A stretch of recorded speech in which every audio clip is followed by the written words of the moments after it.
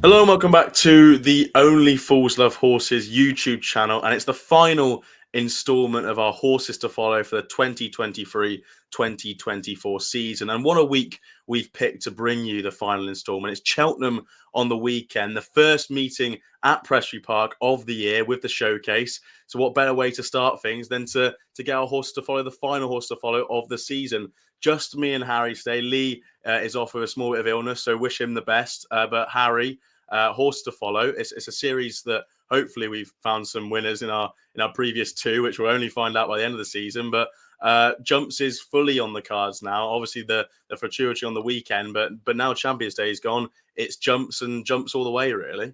Oh, it really is, Ash. It's brilliant to be back talking about horses and especially the Jumps. We've got six for you to follow. That could be anything. Those are your words this week. This is 3 horses, any that you like. So I've managed to find 3, hopefully, 3 with pretty decent chances. Looking forward to the season. Been a good week. It was good Champions Day. Obviously, we had that last weekend. But now we are really in the Jumps mood. Obviously, we've got Cheltenham coming up. We've got Aintree on Saturday as well. The Jumps tracks are back, and I am all for it.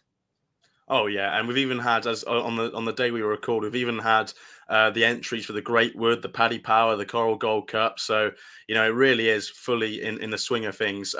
Harry, nice tease out the way. We'll kick on with it, I think, and I'm going to go to you first of all. The first one we did was Novice Chasers. The one we did after that with Lee was Novice Hurdlers, and this one is just free horse in general that we want to talk about ahead of this season. Can be from any category you like. So Harry, open the floor up to you for horse number 1. Yeah, Ahoy Senor is my first one, Ash. I love this horse. The way he goes about his races, he attacks his fences. He's a fluent jumper. Now, I say fluent jumper. He actually tipped up in the Gold Cup, funnily enough. But actually, doing a little bit of research, he actually fell at the same fence. He made a shuddering mistake, actually in the Brown Advisory the year before that, when obviously the race cut up with Long Press and Brave Man's Game, obviously coming out in the morning. I just think he's a very dangerous horse if let loose on the front end. He was able to go the clip. I think he'd have stayed the Gold Cup trip, no bother at all. He got caught out at Aintree by Shishkin, who I do think is going to be a threat this year in the Gold Cup. I really can see it.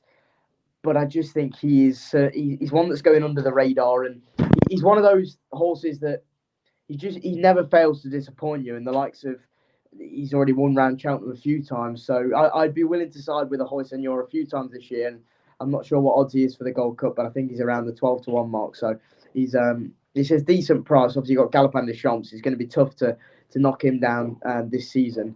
However, Ahoy Senor is certainly one I'd like to go to war with. Yeah, it's a brilliant timing as my camera decides to shut off there for a second. No, but I think the Gold Cup, the Gold Cup scene this year, I wrote about it in the Cheltenham Post recently. It's very interesting because you've got the established stars. Ahoy Senor fits into that category. You've got Galopin de Champs. You've got Brave Man's Game. You've got all these established horses from last year's Gold Cup. Then you've got horses coming from the novice chasing division, the likes of the Real Whacker, Jerry Colon. There's a couple of horses who could step up from handicap company who looked like high-class handicappers last year over a staying distance. And then you've got the likes of Fast or Slow, who didn't run in the Gold Cup, ran in the Ultimate, but then beat both Galopin de Champs and Brave Man's Game at Punchtown. I think the Gold Cup division this year is probably the best it's been for a couple of years. Your light flickers on and off. I really hope that's your dad playing a trick there. It just started going off, and my dad just come in, and he looked at me, and I was like, "What are you doing?" I was like, "What's going on here?" No, all good. What a man your dad is. But yeah, look, I just think the Gold Cup. The Gold Cup division this year is probably the best it's been for a good number of years. And I think it's really exciting to see all these horses out. And Ahoy Senor, who knows what would have happened in the Gold Cup. And he's still got age on his side. Lucinda Russell, a popular trainer in our horses to follow this year. So, Ash, we keep saying it. Lucinda's going to have some year, I'm telling you. She's going to be cleaning up left, right and centre. And do you know what? When she sends a horse down south and to the likes of your Cheltenhams and your Aintrees, you've got to take note. I mean, just going back to Aintree, I think her first few runners were Ahoy Senor, who obviously came second. She had Apple Away, who obviously won the Sefton. and then she had Correct Grambler, who won the national. So she's so shrewd and she's so brilliant with her placings. I mean, looking at Ahoy Senor now, you've got the obviously at Weatherby, he was very disappointing last year behind Braveman's Game, but now that looks like an easier route with Braveman's Game going to the Betfair Chase. If that was the plan, I'm not too sure what the plan may be, but definitely keep him on side. Yeah, he's definitely one for this year. Age on his side, and who knows how he would have gone in the Gold Cup. I'll flip over to mine then. My first horse to follow in this group is Heartwood of Henry de Bromhead's. Now, Heartwood is a horse that I had on my agenda last season. I watched him running his beginner's chase at Navan on my phone, and it was a race won by Hollow Games over 2 Mile 1 November 2022. Hasn't been seen since there. Had a couple of issues. But just watching back on the We're Going Chasing season preview with Rob Atchison from Robcore. First of all, massive shout out to We're Going Chasing with the preview there. It's some absolute quality content there. And listening to some of his words when they got to Heartwood, I actually messaged We're Going Chasing the lads there and said, "Oh, you know, are you going to speak about Heartwood?" And they said, "Yeah, we will." And Rob basically explained that he's had a couple of issues, but he comes from that nice French background. He won a nice handicap hurdle, listed handicap hurdle in France, then went over to Henry de Bromhead, and comes from that same mould as A Plus Tard, he said. Not maybe suggesting that he's going to be as good as A Plus Tard, but he comes as that sort of same mould and that same sort of makeup as A Plus Tard, and he should be winning his beginner's chase without much hassle, was what Rob said, and they'd be disappointed if he's not at least a grade 2, grade 3 horse this year, and I can see why, really. You know, he's only had the one run for Henry de Bromhead, went second to Hollow Games. I thought he travelled really well into the race, and he quickened up nicely after the last fence. He took a little sight at it, but once he got over, he stayed on really nicely out to the line. I think he's a horse who's going to get a bit further in time. I think 2.5 miles, 3 miles, that's really where you're going to see Heartwood at his best. He's a 5-year-old. There's plenty of time on his side as well. He's got many years to go. And you see these horses in bumpers, last year, you'll see them this season.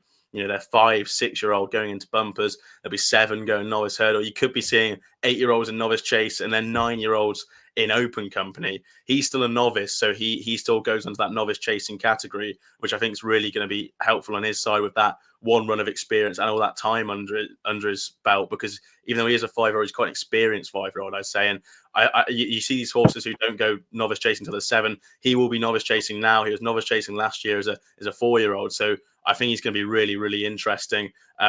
He comes from that French background, and I think he's a horse who's going to go slightly under the radar. He also looks brilliant as well. The reason why he's called Heartwood is he's got a little heart on his forehead, which I think is incredible. So yeah, for me, Heartwood, Henry de Bromhead, my first horse to follow in this list. Harry, throw it over to you. Number 2, what do you fancy here? Yeah, my second horse is actually a horse of the Skeltons, and it's a 6-year-old in Pembroke. Now, Pembroke, many of you might have been on the massive gamble that happened at the Cheltenham Festival. Actually, I don't know whether you actually did really fancy Pembroke for. I think was it the county? The county, I think it was the county, wasn't it? Where Favour obviously popped up the other Skelton run 33-1. And obviously disappointed Pembroke did. However, one thing to mention about that is I spoke to Dan afterwards in the parade ring, and he sort of was smiley, obviously, because Favour won, and people were like, "Oh, wasn't Pembroke meant to be the one who was meant to be the best out of your horses?" And he said, "Don't worry, Pembroke will have his day," kind of suggesting that he's a very good horse, kind of thing, and he's definitely interesting this year. Yeah, he certainly looks it. I mean, just go back to his 2 novice hurdle runs. I mean, he finished behind Tamurus in his first maiden hurdle, who's not a bad horse to bump into in your first start over Timber, but then he went to Weatherby, won by 6 lengths. He then went to Ludlow, won by 16 lengths, and then he popped up into the Grade 2 at Cheltenham, and finished behind Rock My Way, who's no mug at all. He actually went novice chasing behind the ill-fated I Like to Move It last time out, and obviously Chasing Fire actually in turn won the race. But I mean, we went to Ollie Murphy's last year, and we keep harping on about this, but they did say Chasing Fire was like the next coming as such, and they really did like Chasing Fire going as a prospect. Remember, he was disappointed in the Supreme, and he went to Cheltenham after that, and he wasn't really the same. But they both jumped really, really well, I thought, on Chase debut. And if you actually look back, I think Pembroke jumped the best out of the out of the duo. He's not changed off a mark. He's off a 135. And I think that's going to be seriously dangerous. He's got 2 current entries. He's entered an entry on Saturday. Obviously, we record, so this is this weekend. He's entered in the novice handicap chase, and he's also entered in the Great Woods at Cheltenham in November. He's currently 16-1 for that. 135 off a mark off both chase and hurdles. I think he's going to be dangerous around that mark. And as you mentioned, if the Skelton, if Dan had a twinkle in his eye about this horse's chances going forward, he could just have a big pot in him. So Pembroke is definitely my second horse to follow. Yeah, it's a very Dan Skelton thing to do to have this horse run over, as a novice chaser this year, but then to take a step away from that and go and win something like the Great Woods, and he's won it with Westcourt before. It's a very Dan Skelton thing to do, and off that mark, he could be quite dangerous in something like a Great Wood or a nice handicap going forward. I'm sticking with the Skeltons here because I like one stabled with Dan Skelton. I like Sail Away this year. I think this horse can have a massive year. I backed the horse last year on his final run of the season at Ayr, same day or the same weekend as the Scottish Grand National. I think the first thing to know about this is I saw Dan earlier in the week at the Cheltenham April meeting. I wanted to ask him where Sail Away would go because he had an entry for both the novice handicap chase and the Scottish Grand National itself. And I thought, is Dan going to go for a nice big plot here, put a novice into the Scottish Grand National? I went over to Dan. I said, "Oh, Dan, how's things?" And I sort of opened up with, "Can I ask you a question about Sail Away?" Before I could even ask my question, he said, "Yeah, it wins." And I was like, "Oh." I was like, is that the Scottish Grand National? He went, no. It'll run in the novice race, but it wins. And I was like, oh, that's brilliant. And it went and popped up, and you can tell why he said that. Absolutely bolstered by 11 lengths under Bridget Andrews, beating some nice horses. I thought he beat well fancied runner of Charles Burns's in Temptation in Milan. And also had City Chief in there for Nicky Henderson, who was once thought of as a national hunt chase horse and won some really nice races last season and build up to those big spring targets. Just looking back on Sail Away's time over fence, he started novice chasing in October 2021 when he finished second to Corach Rambler, no less, giving £6 away. So he had a tough task that day on his first start over fences. That was at Aintree. Then went and got off the mark in May 2022 when bolting up by 20 lengths at Warwick. Then had 298 days off, finished second to Jetoir at Chepstow, and then went and had that win at Ayr last run of the season. I thought his jumping at Ayr was immaculate. I thought there was absolutely nothing getting to him. He set a lovely tempo, and if you backed him like me, you were never really any doubt on that day. He was just flawless from flag fall to finish. What's interesting about him is he has 2 entries. He has one for the Grand Sefton, and he has one for the Coral Gold Cup. Now, potentially they're looking at the Grand Sefton as a run to get him in over the national fences, because he could be a horse who could really fit the Beecher quite well, or he could even turn into something like a national horse. He looks like he stays for fun, and he jumps immaculately, as I said. So, the Skeltons won the Beecher last year with Ashtown Lad, and if they're thinking about that, potentially they're going to run in the Grand Sefton over 2.5, get some experience into him and see how he goes. Or they could be looking at the Coral Gold Cup as a race that could really fit him well. Excuse me. It's just choking on my words there. But the Coral Gold Cup, in the way that it shapes out around Newbury, that long run in down the home straight, it's a track and it's a race that should suit him really, really well. So they have a couple of options with him. But I think Sail Away is really, really going to be quite dangerous this year. And he's still off a dangerous mark. He was put up for his Ayr win in the novice handicap chase. He's put up by £9, but I thought he was well entitled to be put up by that much. I thought he won really, really nicely. And he has a big, big future, I'd say, Sail Away. So as an experienced chaser going into open company this year, Harry likes Pembroke from the Skelton Yard, and I like Sail Away, the 7-year-old gelding. Harry, firing it over to you. Your final horse in this list of horses to follow. Well, your horse won last time out in Sail Away and looks to be on a serious high. However, my horse is kind of on a little bit of a recovery mission as such. He started the season off brilliantly, but he kind of had a few niggly issues and disappointed towards the back end. But my final horse to follow is a horse of Charlie Longsdon's, and it is Rare Edition. Now, Rare Edition was very, very good in all 3 of his novice hurdle runs. He went to Worcester, then went to Doncaster, and he absolutely bolted up. And then obviously he went to Kempton. And this is the race I really want to focus on right now is because he finished 7 lengths in front of Rubaud, however you want to say the name. I have absolutely no idea of Paul Nicholls. And actually, There's one thing about this. If there's one thing about this, our videos and our podcasts, is we don't do pronunciations very well. That's the key here. And it doesn't really help that most of Paul Nicholls' horses are French bred. So when they're all French bred and they come from France and they have these French names, we have no chance. So Paul, if by any chance you are watching this podcast, is there any chance we can have a nicer pronouncing name? But no, Rubaud.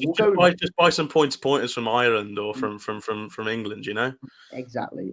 But no, we'll go with Rubaud for now. But Rare Edition finished 7 lengths in front of Rubaud and actually leading all of the way. It takes a pretty smart us because we saw what Rubaud did at the start of this year. Well, actually, it was this week, wasn't it? At the weekend, he actually beat So Royal. He Too Friendly was second, and the third horse was First Street. Yes, very good. He's now ran to a mark of I think in the mid 140s. I think he's rated 145. Rare Edition, obviously, as I mentioned, he tailed off towards the back end of the year, but he's now off a mark of 136. And for a horse that, well, he fairly bolted up off a mark of 130, beating Rubaud by 7 lengths. I know obviously the handicap marks didn't matter, but that's going to be a dangerous mark to be flirting with going into these big handicaps this year. He's a quick horse. He's one of those that if he gets into a big handicap from the front, when you pretty much know if he did run to his peak form, he'd probably be £10 well in. Charleston started the year off brilliantly. He's had 2 winners in the last week. Obviously, I'm not saying Rare Edition is going to be bang out in the next week or anything, but I'm pretty sure that if Charlie Longsdon can get Rare Edition back to somewhat of his best, he's going to be a force to be reckoned with off in one of those big handicaps off 136. So yeah, he's my final one to follow. He's a 6-year-old now. Whatever you want to do with him, Charlie, you'll have some fun because I'm pretty sure he's going to be winning a big pot. So fingers crossed.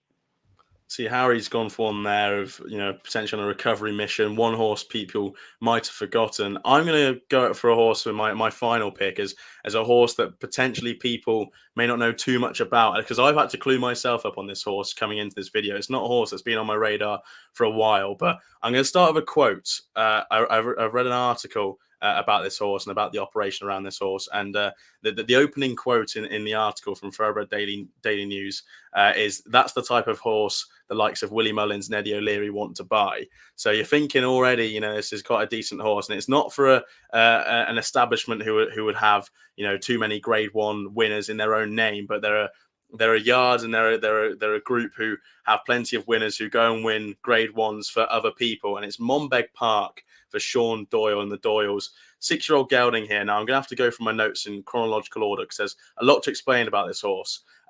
So obviously with the Doyles, like to have plenty of point-to-point runners and runners in bumpers and then sell them on and they go on to do bigger and better things. One is point-to-point for Sean Doyle and one is in start of his career. Then one was bumper in April 2022 to beat Gordon Elliott's Senior Chief at Cork over 2 mile free. Senior Chief has won 2 hurdles since. And finished third to Sandor Cleggan at Punchestown. Also beat Corbett's Cross by 6 lengths in that race as well, who's gone on to run in the Albert Bartlett and looks like a very interesting horse this year. In final bumper was third to Tagman in that famous Punchestown bumper where sort of 3 horses went off from the front. James's Gate was sent off odds on for Willie Mullins and they never clawed them back. Tagman was the winner.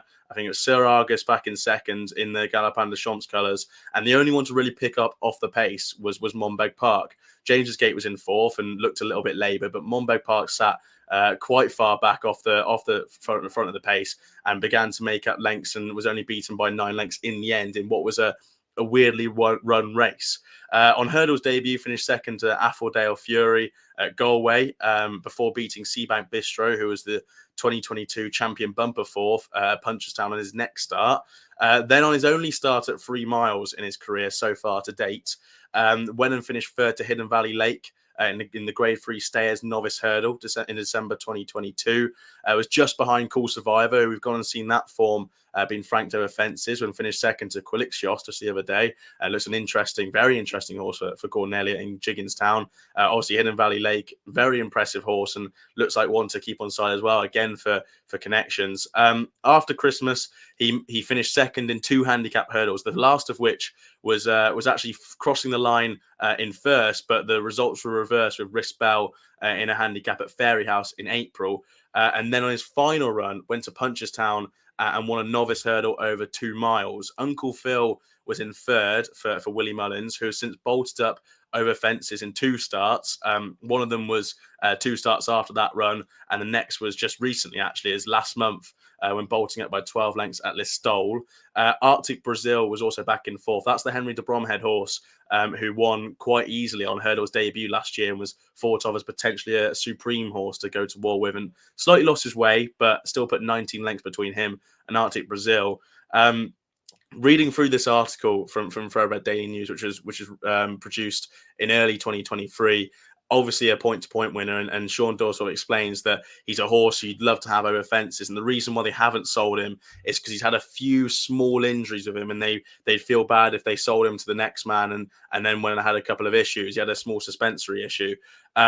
But he's a horse they're going to be hopefully sending over fences this season. Now he's hopefully got away from his issues. And he's a horse who could really be effective over 2 miles, having won a nice novice hurdle at Punchestown over 2 miles. We showed plenty of speed, or even 2.5 miles as well. I think he could really step up to that. I'd be interested to see how good he stays at 3 miles. You know, he had 1 start at 3 miles, and he looked like he didn't stay after the last, so potentially he won't get that full distance, but he looks like a potentially 2.5 mile and a 2 mile horse. But I think Monbeg Park, he's a horse who could definitely, you would have seen him in potentially the silks behind me here in JP McManus, or in any of these silks for Willie Mullins or for the O'Learys, but he's not. He's with Sean Doyle. He's in an operation that potentially all these big Twitter accounts and all these big accounts who do their horse to follow might just skim past. And hopefully I've not skimmed past him for the good reasons, because Monbeg Park looks like a really extremely interesting horse this year, and I'd love to see him over fences. And yeah, we'll see how his season goes. But that's the horse to follow, Harry, for our whole video, and that's the horse to follow for this season wrapped up. Hopefully we'll be getting some nice videos coming out soon, looking ahead to some of the race meetings. Obviously Cheltenham one this weekend, got the Down Royal Ladbrokes Champion Chase coming up. Harry, we do have something to mention though. Obviously the Sunday show, I'm going to throw you onto it. We've had 2 episodes of the Sunday show. We've got another one coming up. Are you excited? Why should the listeners be tuning into our Sunday show on Twitter Spaces? Oh, it's brilliant. I mean, it's kind of been taken by storm. I mean, the first week we had the blogger on, and obviously this week we were supposed to have IC and Irish National Tips, and we were supposed to have Aidan from Irish National Tips on. But then all of a sudden, out comes one of the best jockeys that we've ever saw over fences in Gold Cup, and then Cheltenham hero Davy Russell pops along to say hello on a Sunday night. So it's one of those things. Credit to Lee. He came up with the idea. I'm sure he'll be fitting well for Sunday's show anyway. And Saturday mornings, as always, we found it was a good laugh Saturday, because you and Lee were both in the same boat, weren't you? You had every selection the same pretty much, and it was either sink or swim. Yeah, that went really well. Yeah, it was sink in the end, wasn't it? It was, but one of those. With the jumps are firmly back. Sunday shows 8 till 9. Or no, is it 7 till 8? 7 till 8. 7 till 8. That's a good advertisement for you all. 7 till 8 on a Sunday, 10:30 on a Saturday morning for your Saturday previews. And yeah, make sure you join. We've got the trumpet man, so if you want to get your trumpets out, we've got Chris Paul on at this week's show. That should be a blast. And yeah, make sure you do check us out on Twitter. Follow all of the accounts, and if you're not already subscribed to the YouTube channel, then what are you doing? Exactly, you're doing a perfect job there. Make sure to go and subscribe, like this video. The views, I must say, the views and the likes on the last 2 horses to follow have been very good. So thank you very much to everyone who supported them. And if you enjoy this one, show us your love. Put down in the comments who's your horse to follow for this season. Put it down there, and get the arms up. Let us know what you want to see, what you want us to produce for you. We've got loads of good ideas coming for content, etc. from racecourses, from yards, and make sure you do stay in the pipeline. But if you do want anything filmed or you do want anything made, let us know in those comments below. Let's get how many likes this week, Ash? Oh, why not go for 100? The jumps are back. We're pushing the boat here. No, the jumps are back. Cheltenham's on the weekend. We've got a grade 1 to look forward to in 2 weeks' time, and we've got the whole new thing with the Sunday show. We've got the Saturday live. Why not 100 likes? Why not? Why not? Let's do it. Come on. Why not? Just go and show your love down there. But look, if you enjoyed this video, please do like, subscribe. Make sure to follow all of our accounts. We'll be back 10:30 a.m. on Twitter for our Saturday live, looking ahead to Cheltenham and the very final big flat race in the Fortuitary, the Group 1. So we'll have a small look at that, I think, as much as the two lads might not want to. And yeah, we'll be flying out content with the weeks coming up. So if you're having a bet this week, please do gamble responsibly. But we'll see you very, very soon.